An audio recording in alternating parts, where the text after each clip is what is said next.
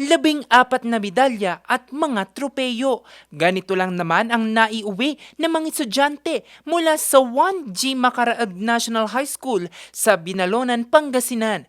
Ang mga medalya at tropeyo nasungkit mula sa international competition sa Oradea, Romania nito lamang Mayo. Ang mga estudyante kasi sumali sa ika-14 na edisyon ng Robotic Championship International. Ang Robotics Championship International ay isang pandaigdigang kompetisyon na nakatuon sa larangan ng robotics at teknolohiya. Layunin nitong paunlarin ang kaalaman, kasanayan at pagkamalikhain ng mga kalahok sa pamamagitan ng aktwal na pagdidisenyo, pagbuo at paggamit ng mga robotic system at makabagong teknolohiya. Ang mga estudyante mula Binalonan, kinilala ni Department of Education Secretary Sunny Angara. Ang pagkapanalo, patunay raw na kayang makipagsabayan ng mga Pilipino kahit anumang entablado.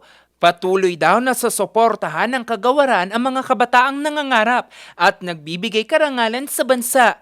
Bukod sa kalihim, isang courtesy call din sa tanggapan ni Pangasinan Governor Ramon Mongico III ang isinagawa. Ang mga ito raw patunay sa galing ng mga Pangasinense sa larangan pangagham.